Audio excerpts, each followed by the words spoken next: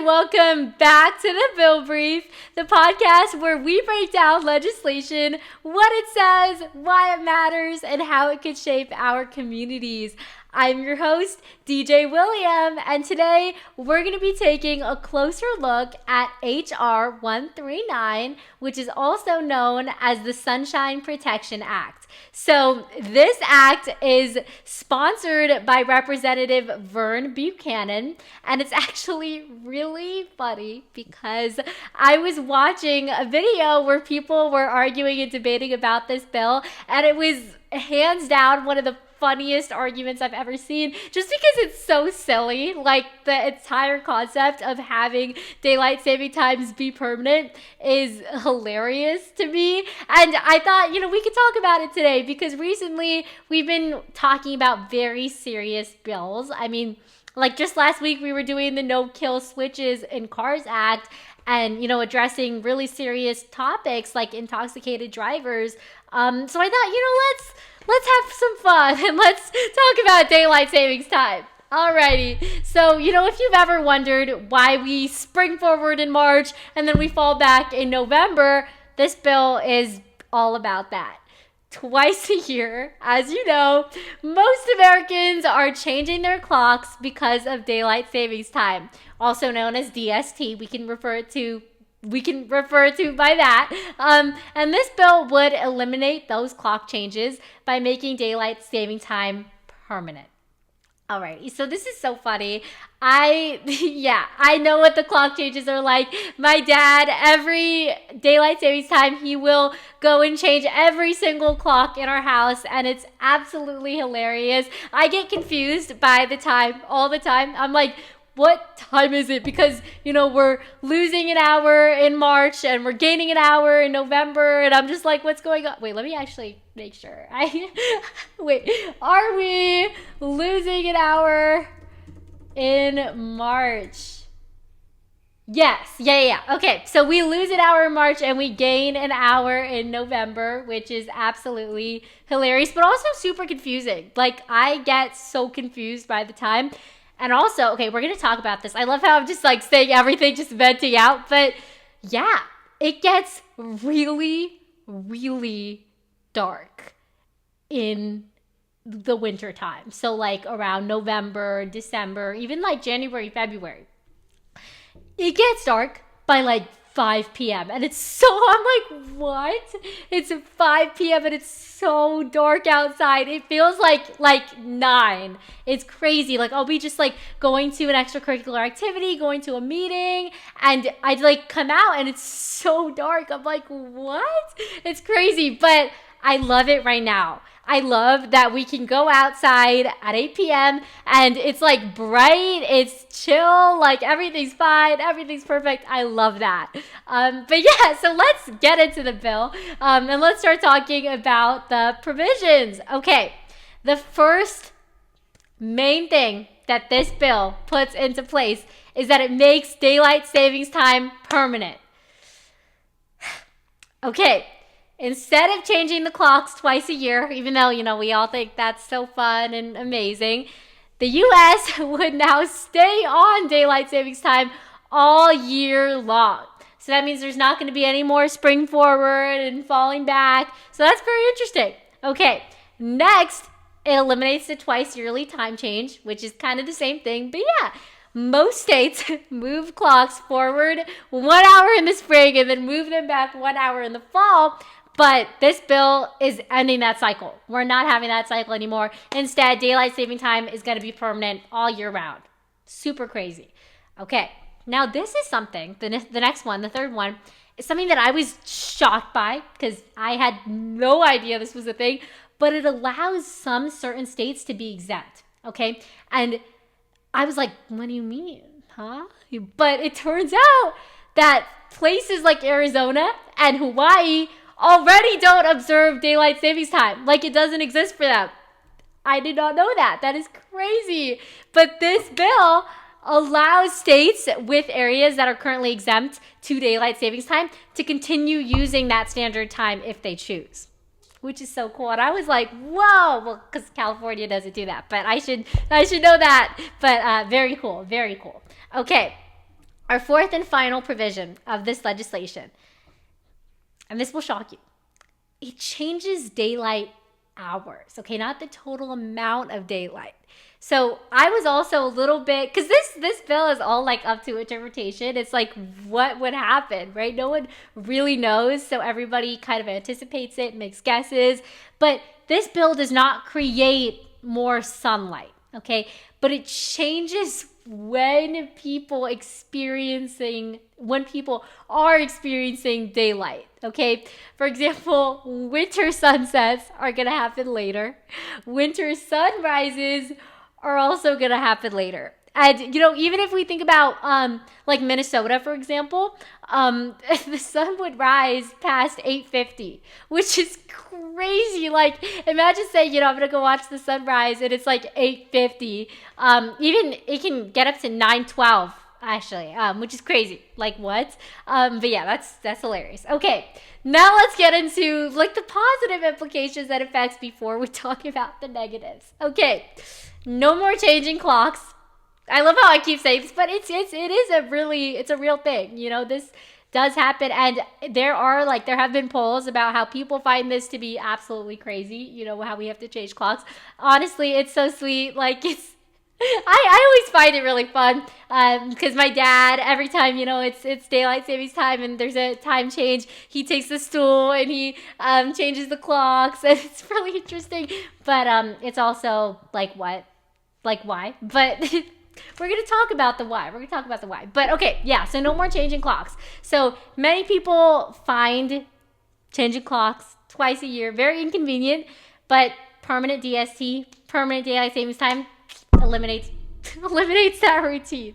Okay, also more evening daylight. Yay! This is one of, I would say, the biggest advantages is more daylight, because people work, people go to school. We need more daylight. All supporters of this bill, they say, more outdoor recreation, more walking, more sports, more shopping, more dining, literally any opportunity, right? To just be outside longer, be outside more. In the winter, in like November, right? If you're outside at like 8 p.m., it looks like, wait, sorry, not 8. Yeah, if you're out at 5, it looks like 9 p.m. So it's like, oh my gosh, like, we can't go play volleyball right now, like, outside. Like, what? We can't, do some recreation. Like, it's sad. It's hard. But yeah, so yeah, this would just create more daylight. Really cool. Really awesome. Okay. And what is having more daylight do for the economy? Yeah, that's how we get our thinking caps on. So there would also be very great economic benefits. Why? Because now, if people are going shopping more, are going to restaurants more, are going to these entertainment venues, they're taking tours, that's great. Restaurants are going to earn more money, retail stores, every place pretty much, right? Which is great, because since there's more daylight, people have the opportunity to do more things, and they will invest in that. So especially when it's still light outside, when it's dark outside, it can be discouraging. It's like, no, I don't want to go outside right now. Like, what? Like, look, it's like dark. Like, it's bedtime. You know what I'm saying? But when it's light, like, okay, you're like, hey, maybe I'll go throw around a volleyball with some friends, or maybe I'll go take a walk, and maybe I'll go check out that new restaurant down the block. That's what it should be. And that's what that's great. Okay. Next, improved mental well-being for people, because people enjoy having sunlight later in the day. And people who agree with this bill say that sunlight improves mood and it encourages physical activity, right? Again, sunlight is great. It encourages people to do things, to like embrace the most of the time they have. But when it's dark out, okay, this is kind of just a generalization. Obviously, people do things all the time. People are such hard workers. People are amazing. But sunlight is great. Sunlight is awesome. And, we're going to talk about this later as well, but it makes driving a lot safer. And I looked into this, and having permanent daylight savings time would actually reduce driving accidents, because it's 5 p.m. It's so dark. Like, What? Because more people are driving at 5 p.m. than they are at like 11 p.m., right? So if it's literally the same amount of darkness, then it's pretty much the same amount of accidents, which is not good. But yeah, so it can make driving a lot safer as well. Okay, again, it eliminates disruptions from time changes. Many people find this to be inconvenient, right? Because it interrupts sleep schedules. You gotta change your sleep schedules around. Could also worsen your productivity one way or another. Again, this is all very general, right? This isn't like, okay, this happens for everybody. Most people it does happen. You know, I've seen vlogs where people are just like, okay, it's daylight savings time. Like, we lost an hour. Like, because it just sets people back. You know, it's difficult. Again, traffic accidents, big deal. Yeah, those would definitely lessen if we were to have permanent daylight savings times as well. Okay. Now let's get into the fun part. The counter arguments. Okay. What are the counter arguments? I'm sure we could guess them, but let's get into them. Okay. So the first one is darker winter mornings. Okay. The sun is going to rise much later during winter. And we gave Minnesota as an example, right? In some parts of the country, like Minnesota, sunrise wouldn't occur until after 8 or even 9, right? I think I found, the latest is 9:12, but I'm sure it could go later in the morning, right? So this could affect students walking to school, morning commuters, construction workers, outdoor workers. I mean, you imagine it, right? It's crazy. Imagine the sun rising that late. That's super, like, oh my gosh, I can't even picture it, but no words. Okay, safety concerns. Now, you know how these counter arguments work, right? Because it's funny, because how I was just saying, hey, maybe traffic accidents could reduce, but now it's like, hey, there's more safety concerns if we were to put this bill in place. So let's talk about what those safety concerns are to these critics. Pedestrian accidents, school bus safety concerns, and traffic crashes during morning commutes due to the sunrise. But honestly, I disagree. I think this is definitely a thing. I think there could be safety concerns, but there's more safety concerns when it's dark outside. When people are driving at 5 p.m. and it looks like 9, it's really dark, and that could cause more driving accidents. And according to some research, it does, right? So, but I'm honestly, guys, driving is always unsafe. There are so many car accidents a year. I think it's like, let's see. I love how I said this is gonna be like lighthearted and fun, and we're talking about driving accidents. But again, driving accidents are dependent on a variety of factors. Wow. Yeah, there's about 6.14 million police reported car accidents in the U.S. each year. Dang. Wow. Okay, anyway, let's get back to the fun stuff. Health experts. Okay. So health experts are a little bit divided on this bill, on this issue as a whole, because of sleep, right? Sleep is very important, no matter how much some of us like to ignore it and say, you know, I gotta limit my sleep. It's holding me back. You know, sleep is important. So sleep researchers have found that permanent standard time is better than permanent daylight savings time, which is shocking, which is very cool to think about, because they say that morning sunlight helps regulate the body's natural sleep cycle. So sleep cycle, yeah. But if we were to have permanent daylight savings time, that would be dark mornings. So not light mornings, dark mornings. But that's not that great for that's not great for regulating your morning cycle, right? So it's great.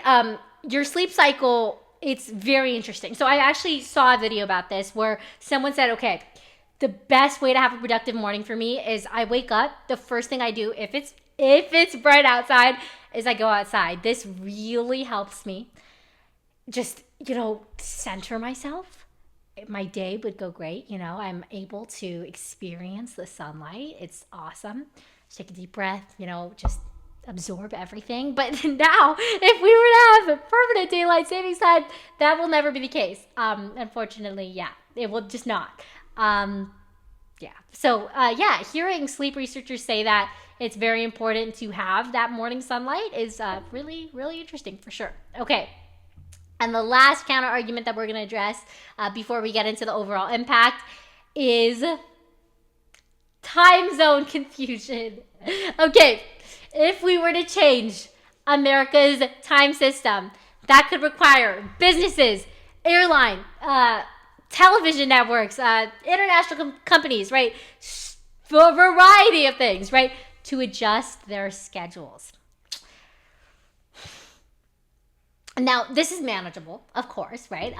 But it would require lots of coordination, right? To get those TV schedules on straight, right? There's channels. They have specific times to have a channel on TV, right? Airlines, where's the flight going? What are we picking up from the airport, right? All of those things need to be coordinated. And it is going to be a little bit difficult if we were to mandate daylight savings time. But it's also kind of fun to think about what would happen, right? Really cool. So awesome. Yeah. No, I love talking about the counter arguments. Honestly, I'm like both. I'm somewhere in the middle. I'm like hearing about some of the benefits and the effects is pretty cool. But like imagine it actually happening, I'd be like a little bit confused. And also I live in California, right? So in places like Minnesota, if the sun were to rise in at 8:51, like that's crazy. And I feel like if that would happen to me, like that would be pretty shocking. It would be hard to get used to. But of course, it's fun experimenting. It's fun thinking about all these things. But yeah, okay. So anyway, let's close out with the overall impact. And we're just going to talk about the impact on, our local communities. So communities like Morgan Hill, like Gilmore, like Hollister, and even just the surrounding South Bay area. This bill could have many local effects, right? More evening daylight. So I could see like local community members exercising more, visiting parks, going to sports, right? Little kids can have the opportunity to go to sports practices more, go like local shopping downtown. Oh, I always do this. Go local shopping downtown, eat at restaurants, just have a fun time if there's more daylight. Again, great for local businesses because they rely on those longer daylight hours. And more people going there would be great. 2 double thumbs up. Morning school commutes. Students are going to leave for school before sunrise during parts of the winter. And parents and school districts have to consider safety measures, especially for darker mornings. And we did talk about this, the traffic issue. When it's darker outside. But I just see car accidents being more prevalent. Sorry, not prevalent, not the right word, but being more common in the evening time than the morning time. But you never know, right? It's always sad. Okay. So overall, why does this bill matter? At the core of the Sunshine Protection Act, it asks a very important question. Should Americans continue changing their clocks twice a year, or should the country stay on one time all year round? Supporters of this bill argue that permanent daylight savings time would make daily life easier, right? It would encourage more economic activity. It would give people more daylight in the evenings. But critics, on the other hand, they argue that darker winter mornings could create more safety concerns. They could conflict with many recommendations from sleep experts, which I think is also really important. At first, I didn't think about that, but when doing more research, I was like, okay, sleep is important. But ultimately, the debate of this bill isn't about creating more daylight. It's about deciding when we experience it. Awesome. Okay. And with that, we're going to close. That was a super fun conversation. And I will see you for next week's episode. Bye.